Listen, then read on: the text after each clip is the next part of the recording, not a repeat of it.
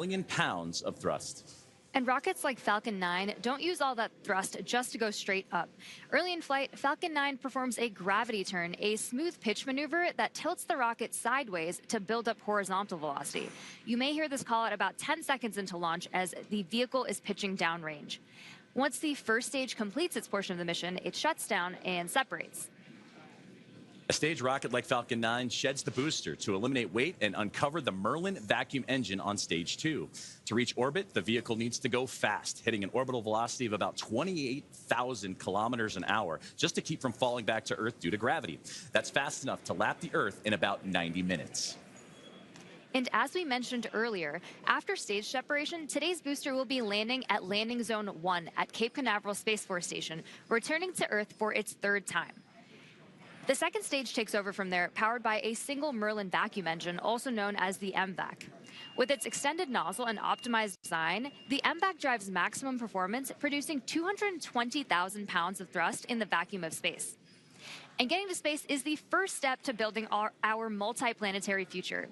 At the top of Falcon 9 today, the crew is sitting inside Dragon Endeavour. There are currently 5 Dragon spacecraft supporting human spaceflight missions: Endeavour, Resilience, Endurance, Freedom, and our 5th and final Dragon, Grace, which just launched the Axiom 4 mission last month. Designed with safety as the highest priority, Dragon is capable of carrying up to 7 passengers to and from Earth orbit. And Dragon has 16 Draco thrusters that can be used in space to help navigate the spacecraft to its destination, which of course is the International Space Station. And those thrusters providing 90 pounds of force. And that doesn't include the 8 Super Draco thrusters used for and abort, which are no longer active once the crew is in orbit. To date, Dragon has been to orbit 53 times, including 48 trips to the International Space Station and 18 human spaceflight missions. And as we mentioned earlier, today's Dragon, Endeavour, has been pretty busy, having also flown NASA's Crew-2 mission, Axiom 1, and NASA's Crew-6 and Crew-8 missions. Overall, for the Dragon fleet, this will be Dragon's 49th visit to the space station and its 19th human spaceflight mission overall, and the 5th Dragon flight just this year. Dragon is the first private spacecraft to take humans to the orbiting lab, having flown 300,000 pounds of cargo and more than 1,000 experiments to space, as well as 70 crew members representing 20 countries. Our versatile Dragon spacecraft can autonomously dock with the International Space Station when outfitted with a docking adapter, which is just how it's configured for today's flight. And when it's not going to the space station and it's in free flyer mode, the docking adapter can be swapped out for a cupola, as it was back during the Inspiration 4 mission. And another option we have is the Skywalker hardware, which supports extravehicular activities or spacewalks, as we did during the Polaris Dawn mission. And here's some interesting trivia. There has been a Dragon in space for 1,358 consecutive days since Crew 3. And that's an impressive stat, too. And with T-minus 0... Stage 2 LOX load has started. And with T-minus 0 coming up in just about a little more than 18 or 16 minutes or so from now, our team's continuing to do a series of system checks to ensure Dragon SpaceX 4 status update. Dragon and Falcon 9 are healthy, and we continue to load propellant. Weather is still our watch item. We are seeing some development in the area, so this is going to come down to a matter of time. We're going to keep an eye on it and continue marching towards T0, and we'll see if we manage to thread the clouds today.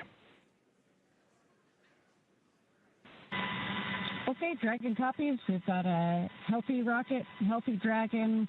Weather is continuing to develop. We'll keep going until we can't. And great communications there between the team on the ground and with Crew-11 on board. And that's exactly what we're keeping an eye on, is not only the tanking of the rocket and that procedures, but also today's weather. And you heard that update right there. So to continue with the updates and kind of bring us up to speed on what's been going on, let's toss it to our teammate and Ronnie. Thanks so much, Joseph. I can give you a little bit more color than we just heard, but obviously the important things we've heard are that we are still on track for an on-time liftoff today, but we're monitoring lots of different factors as we get closer to liftoff. If everything goes as expected, this is also going to be our last landing at LZ-1 today. So lots of different launch pads, landing sites, staging areas, lots of things in play. But the best news is that both Dragon and Falcon 9 continue to be healthy. You heard us wrap up Stage 2 RP1 loading just after T-minus 20 minutes, and Stage 2 liquid oxygen will begin here at about, or has begun already, excuse me. We've also heard that call out that the launch escape system is armed. Of course, the launch escape system, which we discussed in more detail yesterday, is designed to propel Dragon away from Falcon 9 in the unlikely event of an emergency during launch. We've also heard from the Eastern Range, which is monitoring keep-out zones among other key flight requirements today. They're continuing to report no issues, and they are go to support today's launch, weather depending.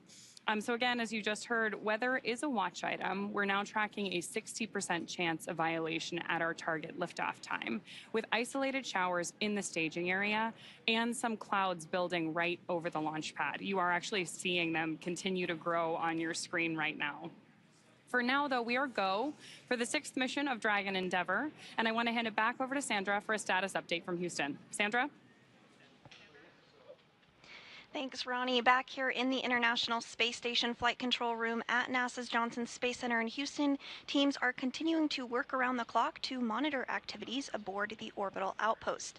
Leading the team inside the room today is NASA Flight Director Anthony Varia. The team in Mission Control Houston, the team in Hawthorne, and the astronauts aboard the space station will track the autonomous docking of Dragon Endeavour when they enter joint operations. This will happen when the spacecraft enters the approach ellipsoid, which is the invisible boundary, stretching 4 by 2 by 2 kilometers that helps us monitor all arriving and departing spacecraft. It's essentially the neighborhood of the International Space Station.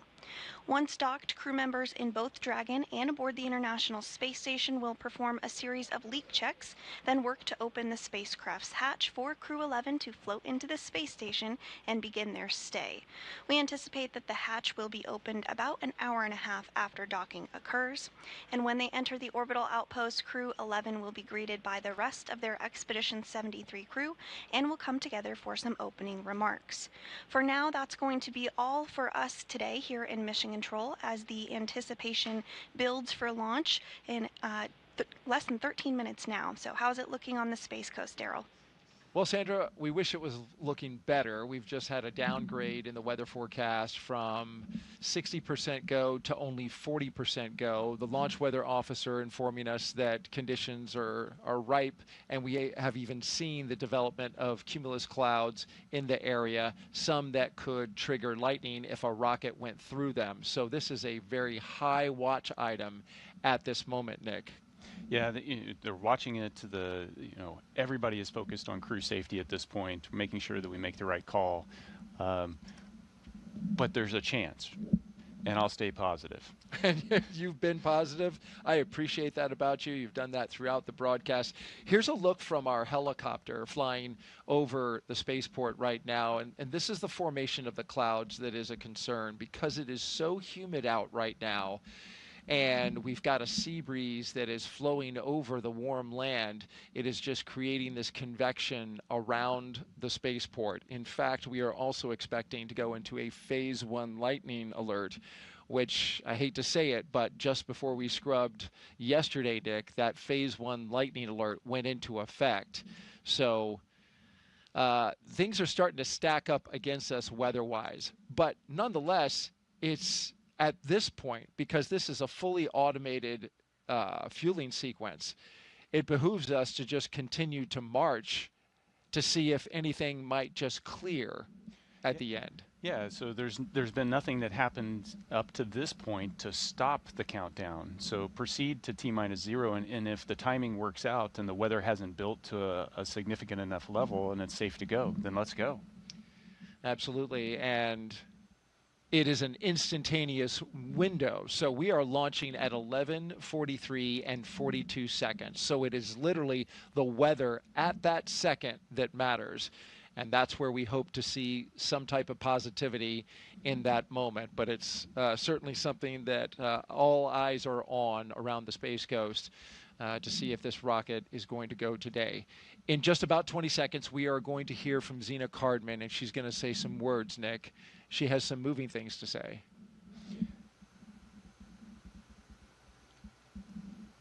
Yeah, Zena is an amazing person, and watching her, along with Stephanie. Dragon SpaceX confirmed crew displays are configured for launch. You can. SpaceX Dragon displays are configured for launch. To our family, friends, all who support us, at SpaceX, NASA, JAXA, Roscosmos, thank you. Spasiba, arigato gozaimasu. For this freedom to explore, resilience to endure, may grace fly alongside this endeavor.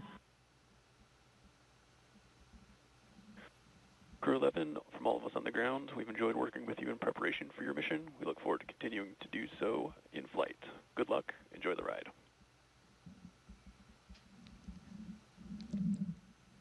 Yeah, and Xena, you know, hitting the tone I would expect her to do. She is the consummate professional. Especially big message of thank you. Yeah, the gratitude, the team focus, freedom, resilience. These are big themes. These are things that are important to her, and some great words from her. Let's send it now back out to our commentary team for the final minutes of Countdown. Joseph and Samia, take it away. Thank you, Daryl. Thank you, Nick. And that was beautiful what Xena had to say and reflecting on family and friends, but also that great shot you saw in that 2-box. That was from the International Space Station, that view as the space station actually going right over Florida and the Cape. So it's not just those on the ground that are excited. It's their teammates aboard the orbiting laboratory as well. Well, we're closing in on launch, 8.5 minutes away. It'll be about a 9-minute ride to orbit, which is around the time of the second stage cutoff. Dragon and the second stage will continue to coast for a few minutes after that, and then prior to separation. You'll be hearing some performance calls as we get into the final countdown and then after liftoff. These are SpaceX flight controllers reporting on trajectory, speed, booster, and performance, and the key milestones, but there are some other calls that you'll hear the crew make as well after liftoff. The crew will report out a few number and letter combinations, which mark different abort zones throughout the flight uphill and up the eastern seaboard. The first two, 1A and 1B, those are abort modes available while the first stage is firing. Now, the second are 2A through 2E. Those will come into play once the second stage kicks in, and then though we'll only hear the 2A call out from the team. Diverting a little bit from that naming system, you'll also hear the call Shannon, which refers to Shannon, Ireland. This call means the crew could target off the coast of Ireland if they needed to abort late in that second stage burn. You'll hear these different calls throughout the flight uphill, along with key performance callouts from the guidance, navigation, and control officers, and also the propulsion lead. So we're closing in on T-minus now 7 minutes, and we continue to keep an eye on the weather. One of the next callouts we're listening for is that stage 1 engine chill has started. That's coming up in just a few seconds. And that is a key process that prepares the engines for flight. Engine chill has started. Right on time. Right now, propellant in the tanks is isolated from the engines, but we'll open the engine pre-valves and start trickling some liquid oxygen through the Merlin engine pumps, chilling the engines for the start sequence. We do this because the super chilled and densified liquid oxygen is really, really cold, and we use this process to bring the engine hardware down to a cooler temperature before flowing all of the LOX and propellant into it during flight. At liftoff, Falcon 9 is consuming 700 gallons of fuel per second, so engine chill helps us to prevent thermal shock and ensures nominal engine performance. Shortly after, we should also hear the call out for stage 1 RP1. Fuel load complete. Right on time.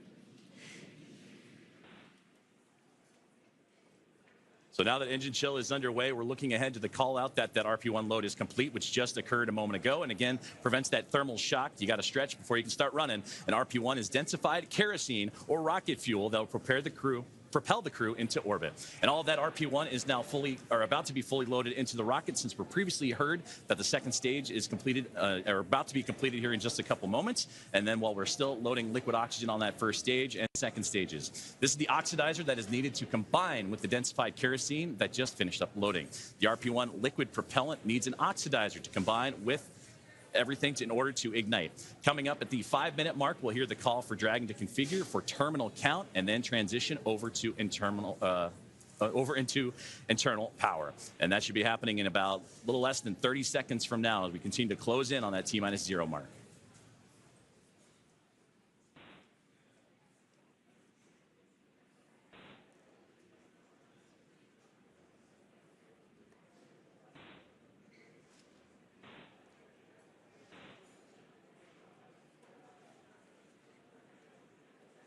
So next up in the countdown, the transporter erector, or TE, will begin to retract from Falcon 9. That is the large truss structure you see there standing next to the rocket. It's hinged at the base and connected to the launch mount beneath the first stage. First, the clamps around the second stage will begin to Falcon 9 open. tanks are pressing for strong back retract. And we're hearing good callouts. Dragon is in configure for terminal count. And we're continuing to hear great callouts over the nets. Then the TE will begin to pivot back, slowly swinging away from the rocket, and it will reach full recline in just about a minute. Strong back retract has started. And we are just beginning that strong back retraction process. It's called the strong back. It's also called the TE or transport director. Same structure, different name. The TE does a lot more than just lean. It rolls Falcon 9 out to the pad, raises it vertical, and stays connected through the final seconds. It provides fuel, power, telemetry, and command connections between ground systems and the rocket. Those clamps at the top help stabilize the second stage during fueling, and they also help prevent movement in high winds. And once they open, which you can see on your screen, they are slowly pulling away. And once they open fully, the rocket is fully free at the top.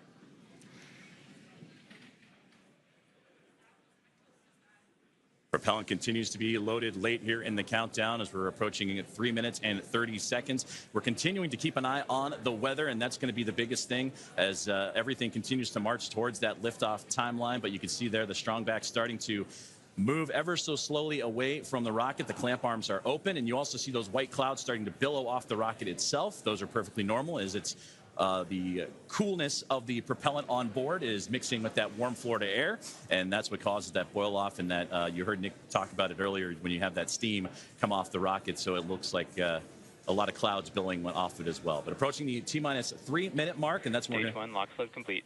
And that's what I was about to say, is that you're going to hear that liquid oxygen load be complete. So everything is primed and pretty much ready to go. And you'll see, again, those white clouds of vapor and a great view of the entire rocket as we continue to build closer to launch. And, of course, liquid oxygen, super chilled. Dragon so a little bit terminal count and on internal power.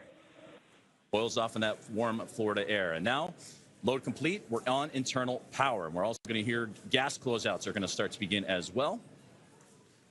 And then everything will get vented overboard through the umbilicals and strong back, and you may hear some of that venting noise come in soon.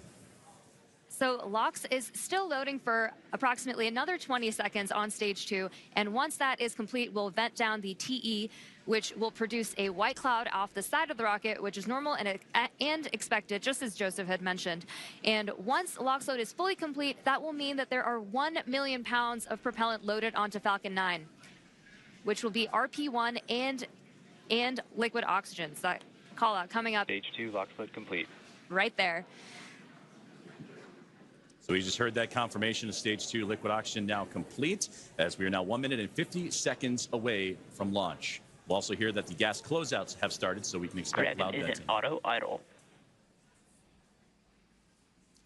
You heard the call for auto idle. That puts the rocket in a state that the flight computers understand before it takes over, making sure that transition to the final countdown is smooth and that all flight computers on board are in sync. Ground gas closeouts, expect loud venting. Configured for launch, and there's the closeouts we've been talking about and the venting that will be shortly followed.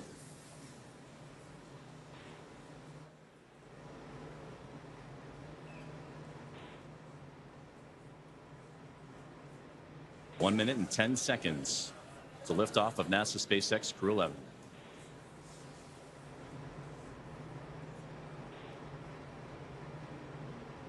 FTS is armed. Falcon 9 is in startup and is now controlling. Dragon is in countdown. Flight computers switching to countdown mode now. Dragon, SpaceX, go for launch. SpaceX Dragon, go for launch.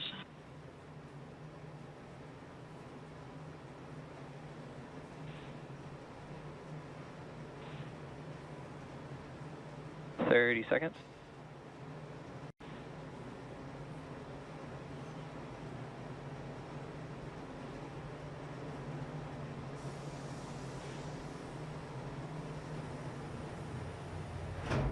.15 seconds.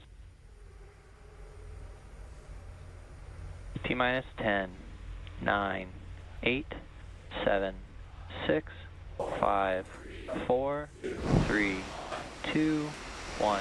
Ignition. Engines full power and liftoff. Go Falcon, go NASA, go Crew-11. Together we rise as NASA's SpaceX Crew-11 heads up to the International Space Station. Vehicle is pitching down range. 1.7 million pounds Stage of 1 thrust. propulsion is nominal. Propelling Falcon 9 as the vehicle pitching down range and making its way up the East Coast, and will soon join Expedition 73 aboard the orbiting laboratory. So far, getting good callouts on that first stage performance.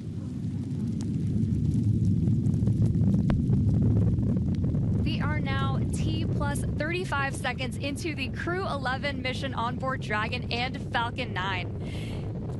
The Falcon 9 engines Stage 1 throttle down. are throttling down to help Power and telemetry are nominal. pass through the period of max Q, or maximum aerodynamic pressure on the vehicle during ascent. Max Q. We just had max Q right there. Falcon 9 is supersonic.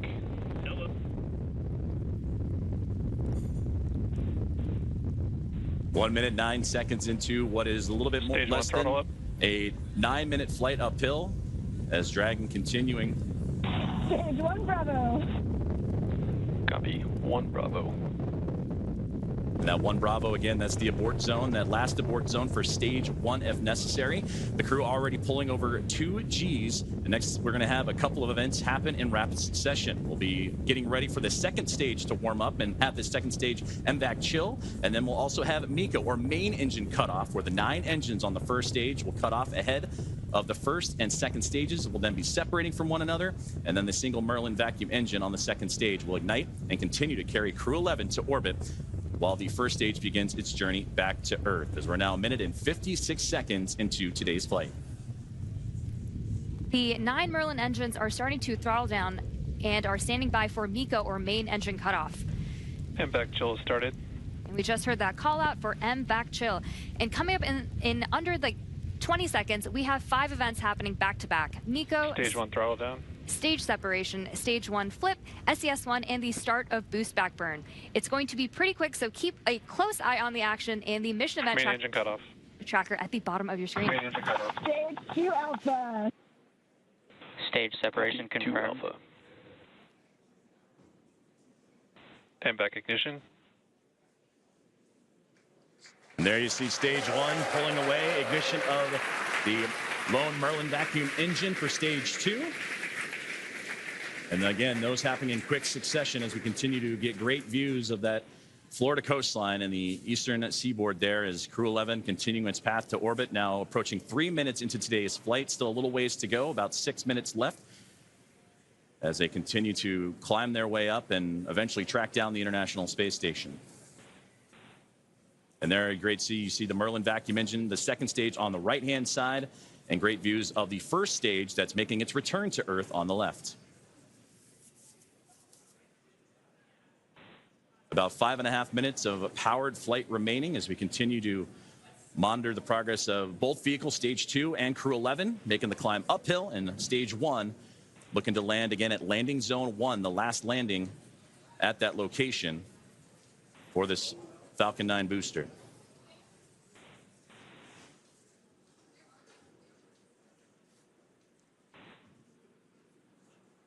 Dragon, SpaceX, nominal trajectory. Dragon copies. We're continuing to hear great callouts over the nets that both Dragon and Falcon are right on track to orbit. So the first stage booster is now on its way to landing zone 1, and we just saw those grid fins open up on the left-hand side of your screen.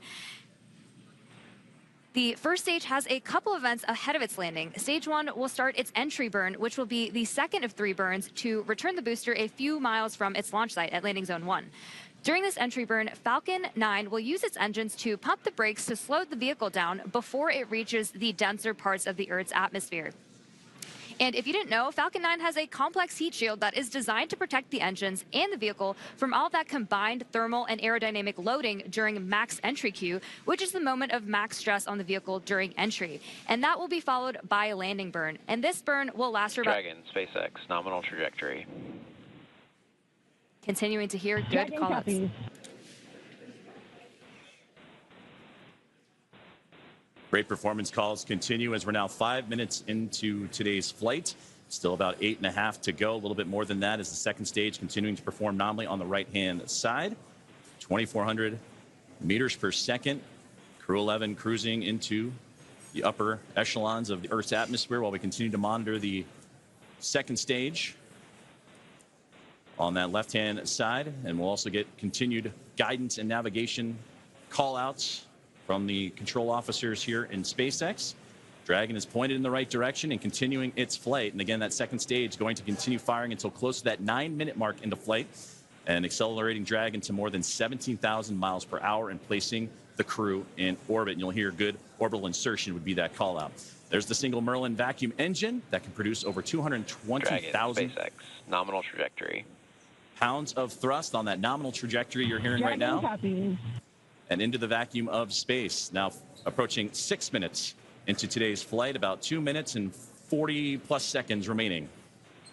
We are coming up on the entry burn, which is just under 30 seconds from now. And so you'll see the first stage's center Merlin engine reignite as it comes back down to Earth. And after that, we will be Stage approaching. 1 entry burn startup. And there is the beginning of entry burn right there. Again, this is the second of 3 burns to return the booster to landing Stage 1 zone 1. entry burn shutdown. We just made it through entry burn. And you're getting some great views, too, on that stage 1's return to the Florida coastline. Again, landing at landing zone 1. While on the right-hand side, the second stage. And that Merlin vacuum engine continuing to propel Crew-11. Dragon, SpaceX, nominal trajectory. Into orbit. And Dragon copies. again, great. And now with about 2 minutes left of powered flight remaining, still receiving those great calls from the crew on the ground, and we're getting those relays from Crew-11 Commander Zena Cardin. Stage 1 transonic. We are now very quickly approaching the start of our landing burn, where 3 engines, engines 1, 5, and 9, will relight to help slow the vehicle down just before it touches down on landing zone 1. We should hopefully have some great tracking shots of that. Stage 1 landing burn. Stage 2 FTS is saved. Stage 1 landing leg deploy.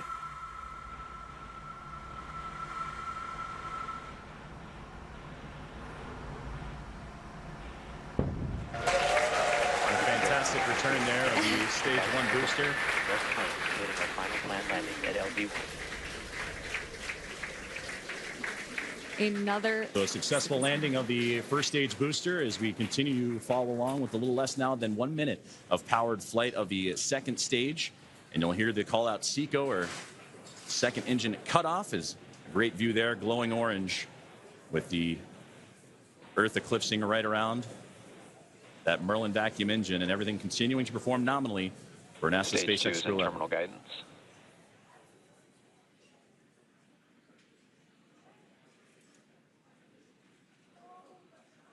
About 20 more seconds remaining of powered flight, and we'll get those call outs here shortly as everything continuing. Shannon. Copy, Shannon. And there's the great call out for Shannon we talked about earlier, that last abort zone if necessary, where they can land off the coast of Shannon, Ireland. SECO. There we just heard that good call out for SECO, or second engine cutoff. Coming up next will be stage separation. Dragon, SpaceX, nominal orbit insertion.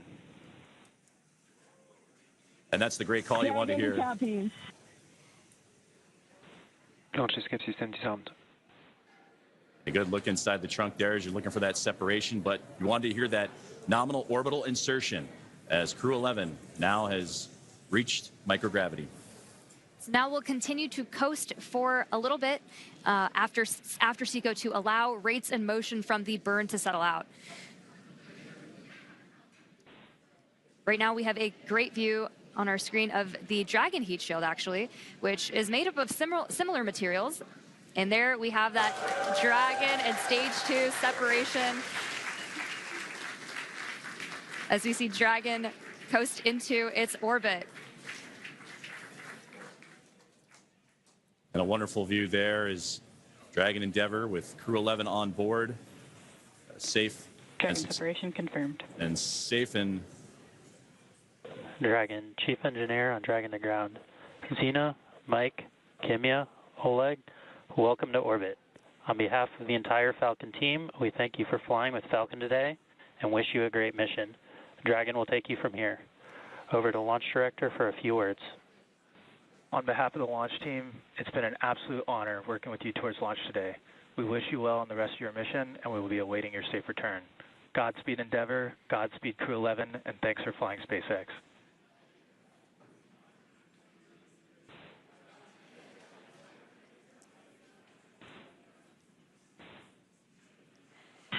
SpaceX Dragon, I have no emotion but joy right now. That was absolutely transcendent. Ride of a lifetime. Thank you. This has been an incredible honor. And it's my privilege now to pass us along to Mike for some additional words. Boy, it's great to be back in orbit again. Thank you to SpaceX and NASA to get us here. What a ride. And Zena and Oleg, let me be the second to welcome you to your first orbit around beautiful planet Earth. Kimya-san, okayeri nasai, welcome back. And to the ISS Expedition 73 team, the crew on board and our friends in MCC, we're on our way. Over to you, Kimya-san. Okay, thank you very much for everything. спасибо вам большое. ありがとうございます。日本の皆さん、私も10年ぶりに宇宙に帰ってきました。ISS でしっかりと任務を果たして、一等星のように輝いて、日本の素晴らしいところを世界中の人に知っていただきたいと思います。ありがとうございます。Я передаю Олег-сан, пожалуйста. Спасибо, Kimya-san. Thank you very much. Arigato gozaimasu. And спасибо всем. I'd like for the beginning to say thank you very much, Roscosmos, SpaceX, and NASA for this unique opportunity to be here with my great crew. Дорогие друзья, находясь на космическом корабле и облетая нашу родную планету, я испытываю неописуемое счастье и восторг. Хочу выразить слова благодарности всей нашей стране, Соединенным Штатам Америки и России за эту уникальную возможность, а также Роскосмосу.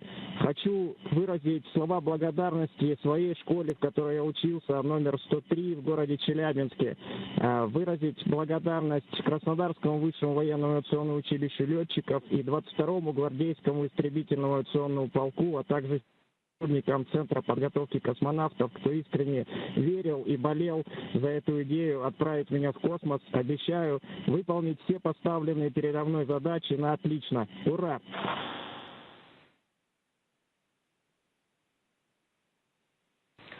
Crew-11, we copy all of your words. We are very excited for you to have reached orbit, and we will now proceed with getting you to the International Space Station. You have approximately 3 minutes left in this ground station pass if you'd like to introduce your zero-G indicator.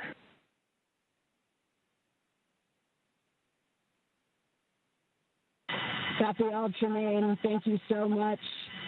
We'll get out our 5th crew member here in just a moment. This zero-G indicator honors a shared memory with our lead trainer, Paul Weiss. For all the mentors and team members who got us here through sacrifice of time and dedication, I hope we made you proud today. Thank you so much.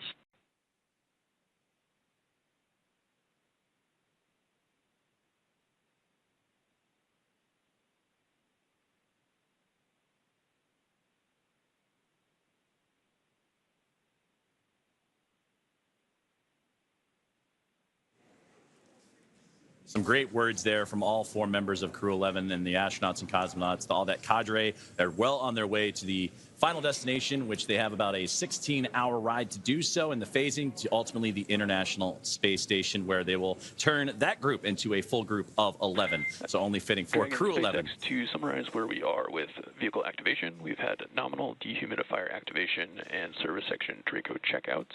We're currently opening the nose cone.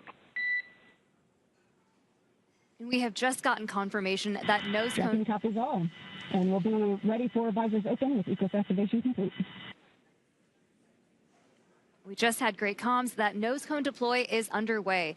The 6 hooks that hold the nose cone in place during the launch and ascent portions have to retract, and then the nose cone will be able to start to swing open and deploy. This uncovers a number of critical systems for the flight up to the space station, including the forward bulkhead thrusters and the docking hatch. And that call from the Corps here in Hawthorne indicating that we had good checkouts of the 12 Draco thrusters around the service section. 4 to go after we get the nose cone open and the ECLIS, the environmental control and life support system, activated inside Dragon. Soon the crew will be able to get their visors open and get out of their suits and settle in for their ride to the space station. And we'll continue to get those call outs and hear about the nose cone again. Right now, currently opening, the hooks have been opening, and they were doing so during the great words from the crew. So we'll continue to monitor and waiting as the nose cone is deploying at the moment. And we'll wait for that final confirmation that it is open. And Crew-11 can continue its journey on as we await those last few moments here as nose cone deployment currently underway. And a great view of Dragon as it went up the eastern seaboard. And we had a view for a moment there as, again, passing over ground stations. And that's what provides us the great views that you've been seeing throughout today's broadcast inside the Dragon spacecraft. And there's a great look at that single Merlin vacuum engine that helped propel Crew-11 into orbit. And a great view of looking outward across the arch of the Earth. Despite all of the weather issues we were having on ground leading up to launch, we seem to be having some really clear, amazing views in space today. And now 16.5 minutes into flight, you're right. It was threading the needle, but they were able to get up and about above the clouds. And even watching that ascent for stage 1 was wonderful to see them bypass those clouds that we were talking about a lot today. But again, as we await for further views inside the Dragon spacecraft and from their pursuit, Crew-11 to the International Space Station, we're now standing by for nose cone deploy as the team on the ground in Hawthorne, California, right there inside SpaceX Mission Control, actively monitoring all of those systems. You mentioned the ECLIS system inside, and once everything checks the appropriate boxes, then Crew-11 can doff or get out of their spacesuits, those new IVA suit for Mike Fink and company. And then from there, it's going to be about a 16-hour ride to the International Space Station, and that's where they will link up with the orbiting laboratory and the 7 current residents on there. Crew-10 is currently on board, as well as Soyuz MS-27 with NASA astronaut Johnny Kim, and they'll bring that 7 to a team of 11, hopefully in the early morning hours coming up tomorrow. So we continue to stand by, approaching 18 minutes into today's flight. We are just waiting confirmation that the nose cone is fully deployed, but all hooks are open. We should be hearing that confirmation hopefully within the next minute or so. And hopefully we'll also have great views of that nose cone deploy. And that's a great view on the right-hand side of the International Space Station Flight Control Room in Houston, Texas, at NASA's Johnson Space Center, where we got updates throughout the day today from Sandra Jones as the International Space Station monitoring today's flight and the ascent of NASA SpaceX Crew-11. And they pulled goal earlier on as they are ready to receive Dragon.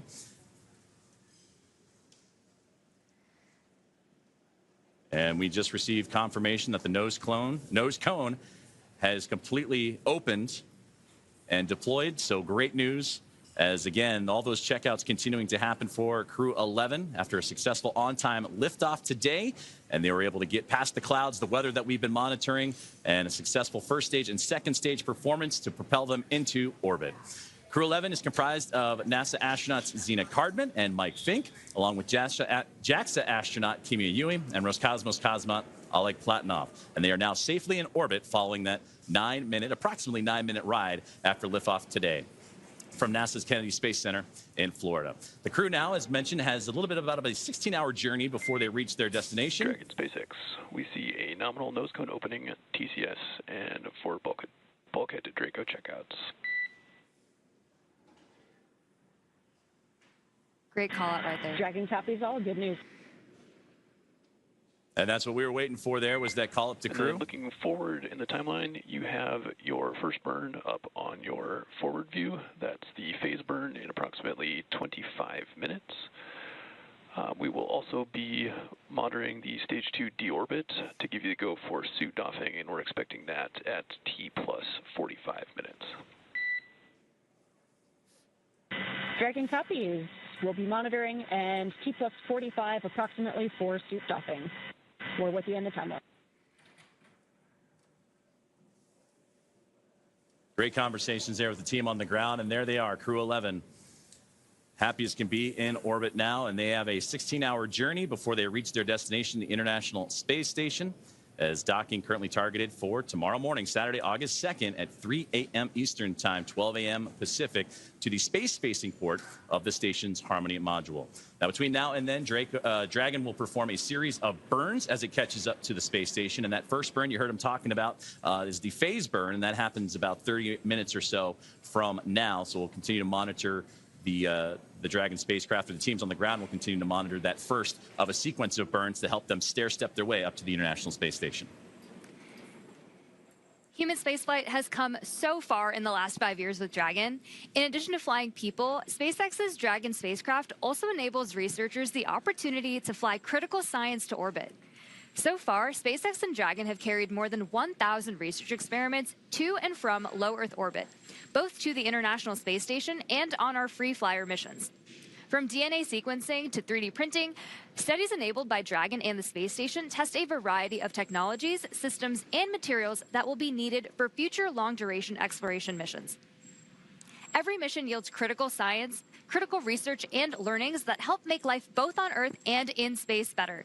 And flights just like today's help us continue to lay this foundation for our future among the stars and continue our mission to make life multiplanetary. We'll be signing off from SpaceX for now, so we're going to send you back over to Kennedy Space Center. But before we go, we want to thank NASA, Joseph, for entrusting us with today's mission, and thank you all for being with us today. Well, thank you very much, Soumya, Ronnie, and the teams here at SpaceX. It was another phenomenal opportunity to catch NASA SpaceX Crew-11 in orbit today. And with that, we're going to say goodbye from here in Hawthorne until we pick back up with our docking coverage beginning at 2 a.m. Saturday, August 2nd, tomorrow, for that targeting docking to the space-facing port of the station's Harmony module at 3 a.m. Eastern. So for now, thank you for joining us, and we're going to toss it back over to Nick and Daryl at Kennedy Space Center to wrap up today's launch coverage. Great job. If you're just joining us, welcome back to the Kennedy Space Center in Florida. I'm Daryl Nail here with NASA astronaut Nick Hague. Just moments ago, we saw Crew-11 safely on orbit with the nose cone open, checkouts complete, and a few words from the crew as they settled into their new environment aboard Dragon. And Nick, watching him in that moment, floating free, you must feel good about your friends and colleagues successfully getting to orbit today. Absolutely. You know, at the moment of liftoff, the tingle on the back of your neck, the chills, and watching them go into orbit, and then to hear them call down after they're there safely, the joy in their voice, and then the gratitude for the teams that got them there. Just, you can't help but feel awesome right now. Everybody that's associated with this launch. And now it comes, you know, a completion for Zena Cardman, the commander who was part of Crew-9, was pulled off that mission. You continued on. This is now her chance. Now she's in space. She had to wait a little bit longer, but now finally gets to fly. Yeah, it's a full circle moment, and it's a thrill to be here and just be part of it. We appreciate you from the very start saying that you wanted to document this moment with her here at the Kennedy Space Center, watching them go up at that moment. Mike Fink has been around for a while. He's a veteran astronaut, but there's been quite a gap. He finally now, after 14 years, back up in space. Yeah, you know, talk about patience being a key quality of an astronaut. It's not just sitting strapped into a rocket for 2.5 hours prior to launch and not being able to move. It's, you know, doing your job and waiting for your opportunity, and that might be a decade or more. And to take that time and to do so much with it while you're still waiting to launch into space, it just shows the character that he has. Incredible Character and incredible character is Mike. Well, quick story here. We want to tell you, you know, when Zena Cardman was here and she did the co-host role for Crew-9 when you launched, after the launch broadcast was over, she pulled out a deck of cards and just offhandedly was like, oh, hey, I want to show you something. And she showed me this deck of cards. It was the Crew-9 deck of cards. And she had hand-drawn the portraitures of like each of the Crew-9 members, which Yeah. included you. Yeah. And she was on it, though she didn't get to fly. It was the card deck that you used when you played to get rid of your bad luck. Yeah, in the suit-up room, yeah. Right. And so I'm like, you hand drew these? I Yeah. was like super impressed. So, of course, fast forward to recently, you walk in the pre-production meeting and you're like, hey, Xena wants to have this deck of cards. It's the Crew-11 deck of cards, and we want to show them to you now. And she redrew her Yeah. crew, and we want to show those to you. Hold that up. if you would. She's an amazing artist. All the crew members each got a face card. So she's on there, Oleg's on there, Mike and Kim and Kimya, and here they are. She hand drew this. We have a close-up of this shot. We want to show you so you can get a real full appreciation. Hand-drawn portraitures by Xena Cardman, the commander. You talk about many talents, just another talent in what appears to be just this extremely well-rounded astronaut and commander. Oh, absolutely. Not all astronauts are created equal. I cannot do that. She is talented. That's incredible. And of course, they played with this deck of cards when they got rid of Xena's bad luck today. Yeah, and it worked. And it worked. Look at that weather. We were looking at the cloud just off to the south. You know, the power of positive thinking. Your positive thinking was like, perfect. All right, we're going to send it back out for one more interview with Tony. And in the meantime, you and I are going to play some high-low card for your next space assignment. See if I can win it from you. Tony, take it away. Thanks, Daryl. Looking forward to who wins that game. Joining me is now Stephen Chan with the Commercial Crew program. Stephen, what an amazing launch and landing of Falcon's first stage. How you feeling? That was amazing, Tony. To watch the Crew-11 Dragon flying up on the Falcon 9, it's incredible, to see that. On a personal note, Mike Fink is a dear friend of the family, and it warms my heart to see him to go back to space station to work and live there. I am the external liaison for the Commercial Crew program, so it's my job to make sure that our external partners are coordinated and informed to support our missions, and those partners include Coast Guard, FAA, Air Force, Space Force, and other DoD partners. Today, the Coast Guard is out there making sure the waterway is safe, and FAA is clearing the waterway. So it is. I get to see how much work it goes behind the scenes to make sure our missions are successful, and I am looking forward to have the Crew-11 get on orbit and then come back safely with Crew-10. Steve, you played a critical role in changing the splashdown locations for Dragon to the Pacific Ocean. Can you talk to us a little bit about your role in that and the significance in changing those splashdown locations? Yes, the moving Dragon recovery to Pacific all had to do about the safety of the public, and the trunk debris. By going to the Pacific, we ensure that the trunk is entered over Pacific Ocean and have no risk at all to the public. So, and thanks to our external partners, we work with them to make sure that the Dragon can be recovered safely, and they can perform their important missions, like keeping the waterway safe, keeping the airspace safe, and then the DoD can perform their missions around California coast. Speaking about all of those external partners that you have to work with, it took a huge effort to get this underway. Can you tell us a little bit more about how that worked? Yes, so for our West Coast partners, the Dragon landing in the Pacific is a new challenge for them. And they have, as I mentioned earlier, they have their other national priorities. So we are very thankful to our partners and their leadership who recognize that Dragon is also a very important national priority. So we're very thankful to our Coast Guard, Navy, other DoD partners and FAA that help us make that happen, and I'm looking forward to work with them to bring Crew-10 home safely. SpaceX have successfully brought back 3 Dragon the last few months, and we are confident they can help us get there in the next few weeks. Absolutely. Absolutely, Steve.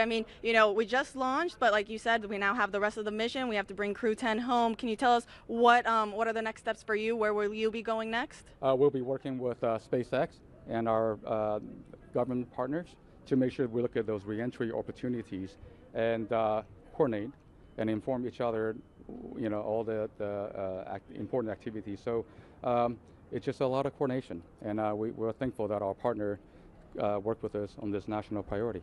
Absolutely. Well, we wish you the best of luck on the rest of the mission. Thank you so much for joining us. And Thank now you, Tony. we'll send it back to Daryl and Nick. All right, thank you so much, Tony. And certainly you can hear the emotion in people's voices, especially Stephen here. Just so proud of seeing Mike Fink. He has touched a lot of people here at the Kennedy Space Center in his time working with everyone here throughout the Commercial Crew program. Yeah, absolutely. He has had an impact. And you had an impact on me. I lost to you for your next space assignment. So so we need to clear the record here, because you tried to stack the deck and karma won out there because you dealt me the ace by accident. So I'm sorry. That's just the way it goes. Thank you for being so truthful and honest. You know, is this show over yet?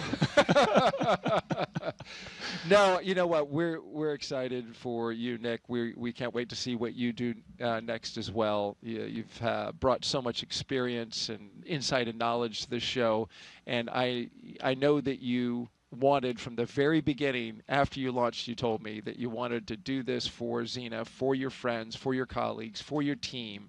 And you're a stand-up guy telling us early on, like, hey, I'll be there and I'll do it. Thank you very much for that. No, my pleasure. Can you take one more social question before we bug out? We didn't hit 8 yet, so yes. Let's do it. One more social question. Let's see if we can get it fired up here. Yes, Aaron Anzar is the winner with, what is your best memory as an astronaut? Well, you can imagine there are so many memories that are created. I've listened to you for a couple days now, and it's fascinating to hear each and every one that you remember. But what would you put as the #1 memory?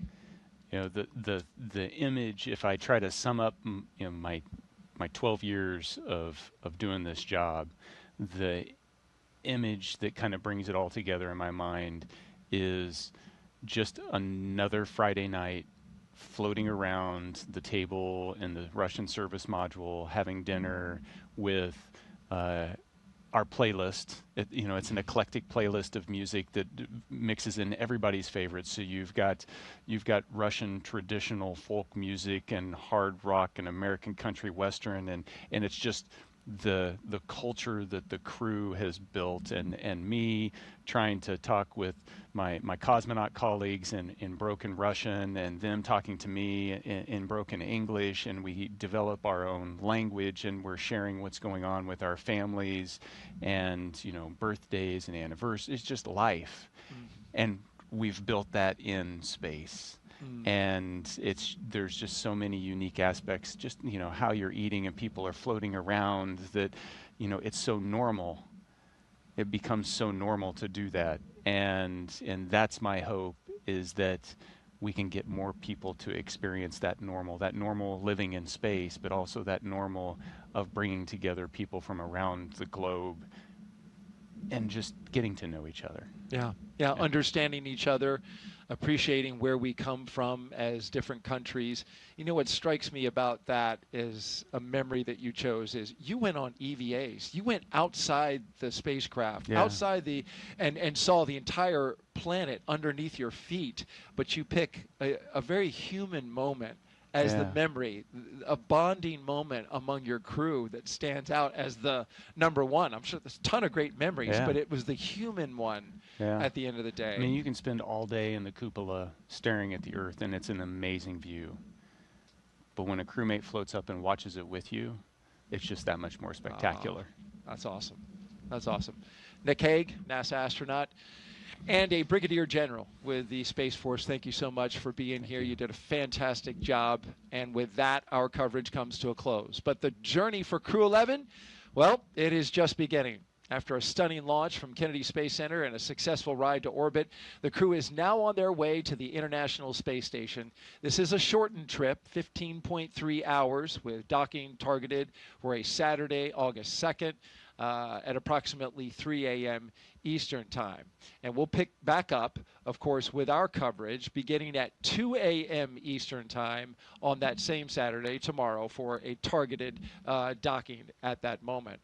And so with that, we want to just say thank you to everyone who was participating in this show today. If you want to follow along with the mission, Crew-11's journey to the space station, just by check in with our real-time mission audio. It will have the flight controllers communicating with the team. You can check that out. The QR code that's at the bottom of your screen now, you just pull out your phone and scan that. You can watch on your phone or watch on your TV with a streaming app. We'll pick back up live with broadcast coverage about 2 hours before docking right here on NASA Plus. Nick, thanks again. Really appreciate it, man. 2 launch attempts. I mean, you were fantastic. This is a long slog through the day, but it's wonderful to document seeing your friends go up to space. Yeah, wouldn't want to be anywhere else. Absolutely. So with that, thank you so much for joining us. Have a great afternoon, everyone, and thank you again for watching us get these astronauts to space. Continue to follow us as well, and make sure that you keep looking up. We are seeing the astronauts that are flying today. Once again, getting suited up. This is a tradition that happens before crew can leave the suit-up room. Crew-11 walking the hallway, ready to do it again. And here they come. Crew-11 walking outside before launch. Well, there's Xena giving a last wave with the window down. Crew-11 on the road to launch pad 39A. Well, there's our commander and our pilot looking up at their rocket. And here comes Mike and Xena, getting ready to get inside Dragon Endeavor. And here come our mission specialists right behind him, Oleg and Kimia. And there go the seats, articulating upwards, putting the crew in launch position. And the closeout crew closes the hatch to Dragon Endeavor.